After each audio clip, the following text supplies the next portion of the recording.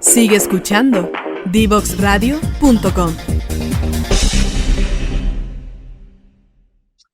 Bien, ¿cómo están? Les comentaba en la editorial que vamos a conversar sobre Open Finance y para eso nos acompaña Mario Ernst. Bienvenido, Mario. Hola, muchas gracias Ángel por la invitación. Feliz de estar en este programa. Oye, linda vista se ve desde tu oficina. Cuéntanos, para partir siempre, hablamos un poquito de historia, de biografía del invitado que nos acompaña en este caso. De ti, cuéntanos un poquito. ¿Cómo fueron tus primeros pasos profesionales, estudiantiles? ¿Cómo das finalmente también con este mundo que comúnmente ya se suele conocer como fintech? Ya vamos a conversar un poquito de eso para quienes no están tan familiarizados con este concepto y nos escuchan el día de hoy. Sí, perfecto. En términos profesionales, estudié ingeniería comercial. Entré a trabajar en la banca bastante joven, haciendo la práctica incluso. Estuve 12 años en la industria pasando por distintas áreas, lo que me permitió ir teniendo como una mirada bastante transversal y global de toda la realidad comercial, riesgo, operaciones, proyectos estratégicos, apertura de oficinas, etcétera. Tuve la fortuna de poder estar en distintas instituciones y en distintos áreas y cargos, y eso de alguna manera me permitió conocer bastante profundamente la industria desde dentro. Después me pasé al lado oscuro de la fuerza, al lado de la consultoría, donde he estado los últimos 10 años trabajando, principalmente en la temática de transformación digital y todos sus sabores, en el fondo, todos los elementos que la transformación digital envuelve, que tiene un componente importante de habilitación tecnológica, pero también hay un factor cultural clave, y dentro de lo cultural, desarrollo de capacidades y metodologías nuevas que las organizaciones están incorporando. Entonces, dentro de eso, he estado trabajando en temas de transformación digital y modelos de negocio para banca, para industria financiera en realidad, banca y seguro, yo diría que en un 70% y en un 30% en distintas industrias. Estamos trabajando actualmente con generadoras eléctricas, empresas de distribuidora de combustible, retail, universidades, empresas de gobierno.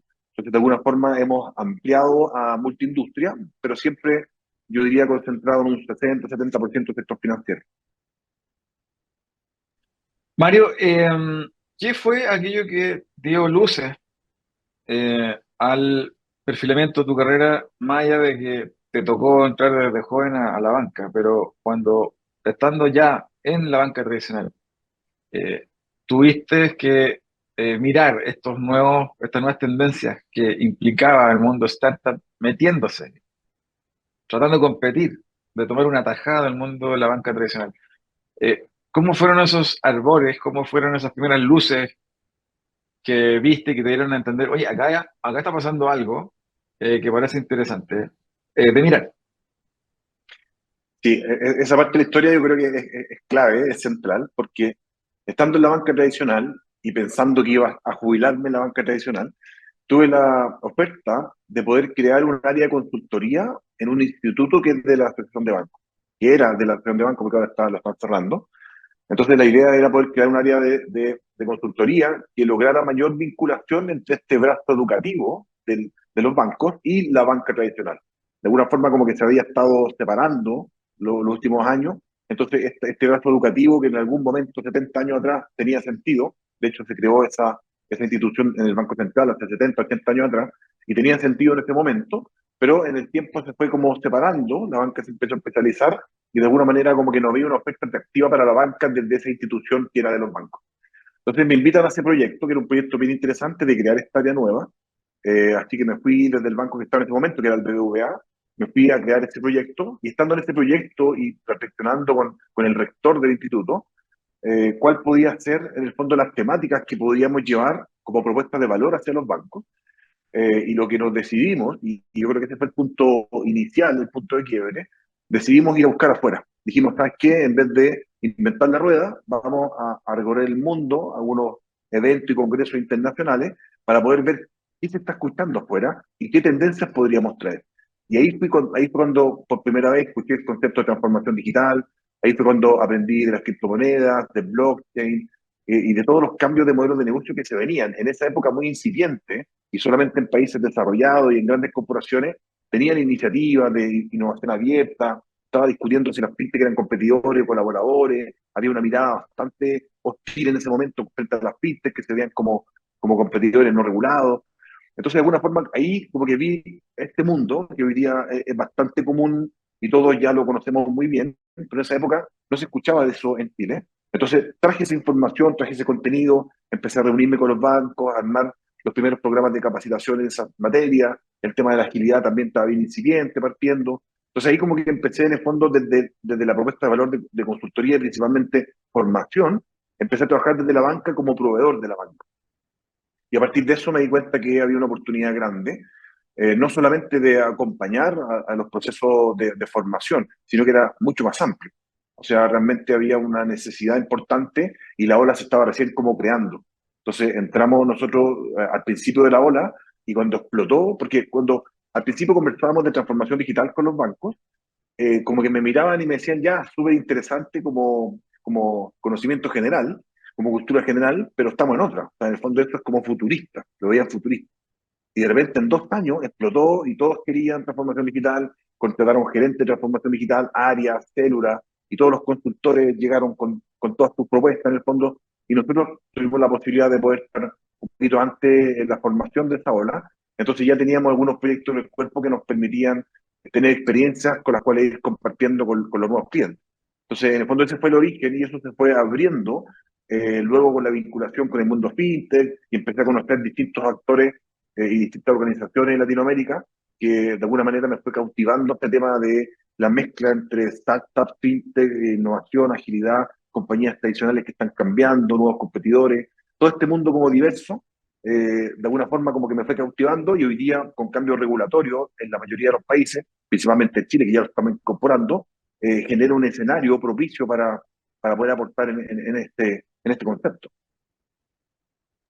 Mario, en esa línea, preguntar tu opinión en torno a cómo los directorios, las gerencias de banca tradicional están entendiendo este fenómeno de la fintech, del open banking, del open finance, entre otros. ¿Cómo lo están viendo a tu juicio?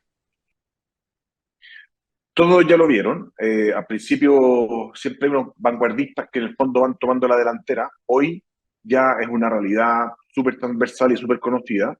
En Chile, por el tema regulatorio, absolutamente conocida, pero en todos los países. Yo estoy trabajando con bancos, probablemente los principales bancos de las distintas zonas, y algunos que están sin regulación, igual están avanzando en Open Finance. Es decir, hoy día, por ejemplo, estamos trabajando con el banco más importante de Centroamérica, que es Banco Industrial, con Bancolombia en Colombia, con Banco Unión, que es el banco más grande de Bolivia. Entonces, en esos lugares que ni siquiera todavía está la ley FinTech y finanza abierta, como en Chile, en plena implementación, aún así las compañías y los bancos tienen tan nivel de claridad hacia dónde va el desafío, que ya estamos trabajando, implementando distintos elementos para poder generar nuevos modelos de negocio en el fondo y poder impulsar la innovación y acelerar la innovación. Entonces, desde ese punto de vista, directamente a la pregunta, ¿cómo lo están viendo los directorios? Los directorios tienen claridad.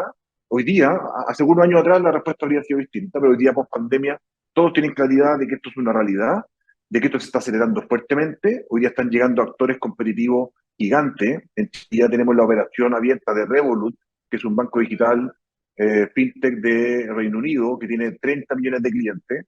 Yo me reuní con ellos en Reino Unido cuando estuve trabajando este año ya, en un periodo que estuve trabajando 3 meses en Reino Unido.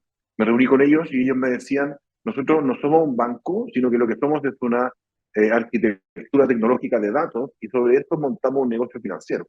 Entonces, actores que vienen con un nivel de sofisticación y de uso de inteligencia artificial, por ejemplo, bastante grande. Entonces, son actores grandes que ya llegaron, los bancos lo saben. Entonces, tenemos nuevos competidores grandes, fuertes que llegaron. Tenemos cambios regulatorios que generan un contexto para que explote mucho más la innovación en el mundo fintech. Y por otro lado, tenemos unas culturas tradicionales que hemos ido avanzando, pero lentamente. Entonces, tienen claridad de la prioridad de este fenómeno. Yo creo que hoy día todos están avanzando con distintas iniciativas, algunos bancos bastante desarticuladas las iniciativas, pero están haciendo cosas, y otros tienen planes muy concretos y tienen gobierno y presupuesto y están ejecutando y otros súper interesantes. Yo creo que hoy día tenemos dos desafíos importantes y que fue parte de lo que vi en el Reino Unido y esto me impulsó a crear una oficina en el Reino Unido, que por un lado estamos intentando resolver desafíos del futuro con tecnologías pasadas. O sea, tenemos una obsolescencia tecnológica y eso hace que va trabando mucho la innovación, porque la innovación en este sentido requiere conexiones e integraciones tecnológicas que hace difícil conectar a compañías pequeñas que están trabajando aceleradamente con compañías grandes que tienen sistemas core, sistemas legacy, que a veces no son tan dúctiles para ir haciendo conexiones rápidas, para ir haciendo las pruebas, los pilotos, los MVP, etcétera. Entonces, por un lado, tenemos un desafío ahí la tecnología y parte de la propuesta de valor que nosotros tenemos hoy día, que se llama Evolution Lab Connect, que es una plataforma tecnológica, nos permite hacer estas conexiones y nos permite resolver en el fondo ese desafío tecnológico. Eso por un lado. Por otro lado, que además de el desafío tecnológico, también hoy día tenemos un desafío en términos del timing de las iniciativas y los resultados que están generando. Es decir, hay mucho esfuerzo invertido en transformación digital, muchos equipos, mucho dinero, pero no se está viendo reflejado en los resultados de las instituciones. Entonces, hoy día no tenemos resultados concretos de que disminuyó fuertemente la fuga de clientes, de que estamos aumentando el cross-selling fuertemente, de que aumentó la principalidad, de que estamos rentabilizando las carteras, de que somos diferenciados, entonces estamos creciendo exponencialmente las ventas. No tenemos grandes resultados producto de la transformación digital.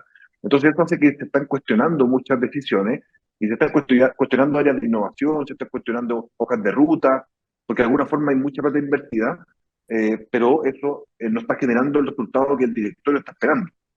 Y entonces ahí también viene otro concepto que tiene que ver con el Open Innovation, de cómo empezar a conectarse hacia el ecosistema y empezar realmente a generar pilotos en real, eh, tecnológicamente hablando, para poder probar soluciones, integrarlas rápidamente y poder salir al mercado y ganar en el fondo el time to market y generar nuevos negocios.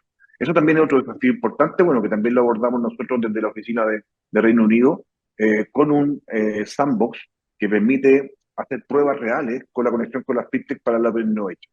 De alguna forma, tener los sistemas, tener un core bancario, un simulador de core bancario, tener datos sintéticos y tener un sandbox que nos permita tener fintech integrada vía API, empezar a generar pilotos, POC, y a partir de eso generar el escalamiento y las conexiones y las integraciones con los sistemas core del banco reales y los clientes reales de una forma mucho más rápida, mucho más simple y mucho más barata también. Entonces, hoy día yo creo que tenemos estos desafíos en términos de cómo generar resultados hacia afuera, cómo incorporar nuevas capacidades más rápido y cómo ir generando también cambios culturales. De alguna forma, los proyectos que se están generando en los bancos están siendo liderados por algunas facciones del banco, es decir, especialistas en temas digitales, tecnológicos, que vienen de otras industrias, muchos de ellos, o que vienen de constructoras importantes, muchos de ellos, pero el resto de la organización sigue en el día a día tradicional.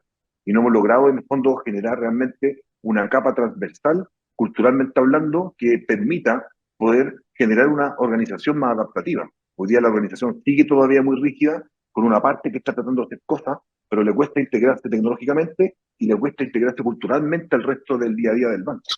Entonces, está Sí, súper entretenido lo que está pasando. sí, no, en esa línea te quería preguntar, dado que mencionaste el concepto de sandbox, tal vez también hay gente que no lo ubica. Antes de eso, tal vez, dado que sandbox está como concepto está enmarcado dentro de estas regulaciones. La ley FinTech, el Open Banking, cuéntanos un poquito de qué tratan muy genéricamente, de qué tratan para que quienes nos están escuchando y no ubican tanto se puedan contextualizar. Yo creo que hay dos dimensiones importantes que analizar. Una parte es la parte regulatoria y qué significan los conceptos así de forma bien precisa. Y otra parte es cuál es la implicancia. Y yo creo que lo relevante es cuál es la implicancia. Yo creo que eso es lo que no estamos viendo, o muchas organizaciones no están viendo, porque no lo están abordando como yo creo que podríamos aprovechar estos cambios regulatorios. Entonces, ¿de qué se trata? ¿De qué se trata la ley? Tiene dos componentes. Un componente de fintech y un componente de finanzas abiertas. Son dos componentes que son distintos, van de la mano. En términos fintech, tiene que ver con crear un marco regulatorio para poder desarrollar esta actividad fintech. ¿Qué es lo que es fintech? Es una empresa tecnológica que desarrolla servicios financieros. Es decir, es la conexión entre finance y technology. Entonces, una fintech es una empresa que presta servicios financieros, una parte o todos los servicios financieros, pero es una empresa que es de base tecnológica, que no es un banco. Entonces, de alguna manera, las fintech vienen existiendo hace bastantes años, han venido creciendo fuertemente. Hoy día los ecosistemas fintech de países como Chile pueden tener fácilmente 300 fintech dando vueltas. A nivel latinoamericano, yo creo que tenemos unas 5.000 por lo menos, deben haber incluso más. Y son empresas que están desarrollando servicios financieros, pero que no estaban fuera de la regulación. Era un poco como decir Uber antes de la regulación. Entonces, en el fondo estaba esta discusión porque las reglas del juego no estaban claras, habían riesgos. Entonces, una serie de elementos, cuando no hay regulación, uno piensa que sin regulación podemos frenar el avance de la tecnología de las fintech, pero lo que termina pasando es que eso se empieza a desarrollar igual, pero fuera del marco regulatorio. Entonces, la ley fintech amplía, en el fondo, en el scope y define claramente cuáles son las actividades que se pueden desarrollar y cuáles son las reglamentaciones que tienen que cumplir. Por ejemplo, inscribirse en la CMF, tener gobierno corporativo, temas que están vinculados a los datos, la seguridad de la información, etc. Entonces, al regular el tema fintech, por un lado ordenamos un poco eso, le damos mayor seguridad y tranquilidad al mercado, pero también esto es un incentivo para que se generen más negocios fintech o lleguen fintech de otros países. Entonces, eso dinamiza el mercado. El tema de Open Finance tiene que ver con datos, tiene que ver con cómo generamos una conexión entre las instituciones respecto de los datos. Es decir, cómo entendemos que el dato es del cliente y como el dato es del cliente, el cliente le puede pedir a una institución que le entregue los datos a otra institución. Por lo tanto, el cliente le puede pedir a un banco que entregue su información a una fintech y para que la fintech pueda evaluarle algún servicio financiero. Entonces, de alguna forma, con eso, ¿qué es lo que termina ocurriendo y cuáles son las implicancias de estos elementos? Que ahí lo estamos explicando a nivel muy, muy sinóptico. ¿Cuáles son las implicancias? Que es lo que realmente importa, es que se pueden generar nuevos modelos de negocio, es que se dinamiza mucho la innovación, que hoy día realmente la competencia aumenta, entonces, si es que antes había competencia, hoy día hay mucho más competencia, hay muchos más actores, y eso termina redundando en mejores servicios para los clientes. Entonces, finalmente, ¿qué es lo que busca un gobierno o un Estado que impulsa ley de finanza abierta y ley fintech? Que además que no es nada que estamos inventando, eso ya teníamos 3 países antes en Latinoamérica que ya lo tenían, y en el mundo esto es algo que está bastante conocido. En Europa el tema de Open Finance ya lleva muchos años y está bastante transversal en todos los países, entonces hay un nivel de desarrollo importante. Y el resto de los países lo estamos sumando cada uno en la medida posible. Entonces, ¿por qué se impulsa esto? ¿Por qué se impulsa esta mayor innovación, esta apertura a nuevos actores, estas regulaciones y este fomento a la innovación? Se impulsa porque eso termina generando impactos positivos en los clientes. Disminuyen costos, mejores propuestas de valor, propuestas de valor más segmentadas para distintos clústeres o segmentos que hoy día están desatendidos. El tema de la bancarización también, llegan productos financieros a sectores que antes nadie lo estaba atendiendo y hoy día llegan fintech a atenderlo y principalmente se crean nuevos modelos de negocio. Entonces ahí surgen muchos conceptos como el Banking as a Service, el Platform Banking, que son conceptos en el fondo de cómo yo como banco puedo empezar a atender clientes de otros segmentos que a lo mejor antes yo no los podía atender a través de otras instituciones. Entonces se empiezan a integrar las propuestas de valor y el banco puede venderle a clientes finales a través de otras instituciones intermediarias. O por otro lado, conectarme con fintech por detrás y robustecer mi propuesta de valor para mis clientes. Entonces, en el fondo, lo que termina pasando es que se reconfigura la industria y cuando se reconfigura la industria, se empiezan a generar muchas oportunidades para los que logran entender dónde están estos océanos azules y atender de una buena manera a clientes que antes no tenían un buen servicio, estaban fuera de la industria.